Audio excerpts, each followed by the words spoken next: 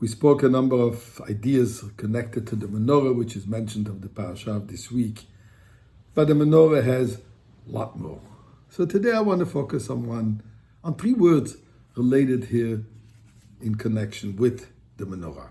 When Moshe Rabbeinu tells Aaron how he should be lighting those candles, in terms of they should be facing towards the center, the pasuk says, "Vayas ken Aharon," and Aaron did so. Rashi commentary says, what does it mean? And Aaron did so. Why is the Torah saying this? Lahagid shvacha shel Aaron shel Shina, to give us a great compliment on the account of Aaron, that he didn't do it any differently. Friends, is this a compliment to Aaron HaKohen? Who is Aaron HaKohen? Aaron HaKohen is one that God speaks to him. Aaron HaKohen is God's chosen forefather of all the priestly tribe. He's giving the power of blessing the community. Do you expect from him to do anything else but what he is told by God through Moshe Rabbeinu? This is a compliment.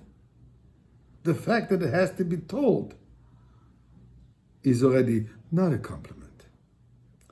But maybe the answer lies in the story which I want to share with you, a personal experience.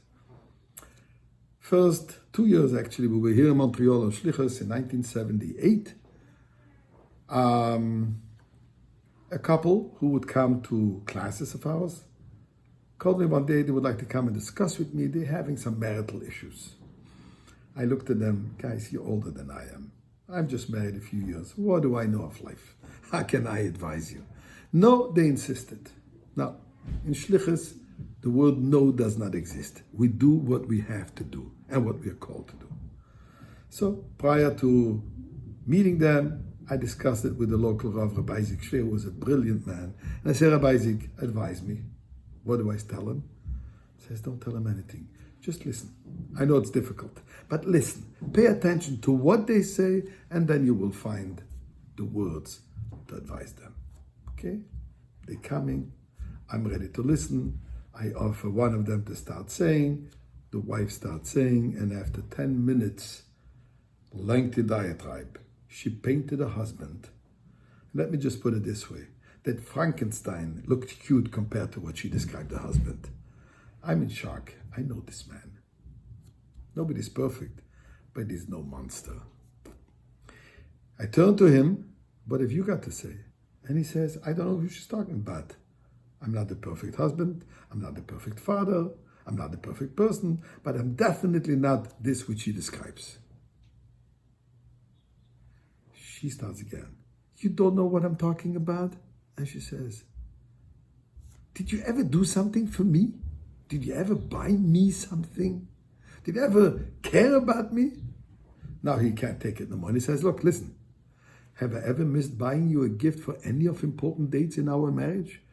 Your anniversary, the wedding date, the kids' birthdays? You never bought me anything. No? How about a $50,000 car, which I just bought you 3 months ago in honor of your anniversary? And how about the jewelry that you're wearing?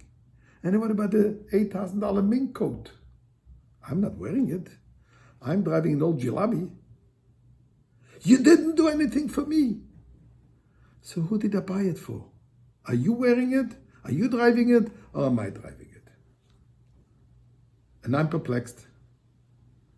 And then she said, you didn't buy it for me. You bought it for yourself. Because if you would have bought it for me, you would ask me first what I like. You bought it because you saw in some glamorous magazine, or somebody told you, you know, your wife is going to look glamorous if she's going to have this. So you want to have a glamorous wife, and that's why you bought me these things. But you didn't care to find out if I like it. He looks at her and says, so what do you like? So what do you want? And she looks at him and says, all I want is, help me wash the dishes. Let's go for a walk. That's what I would like.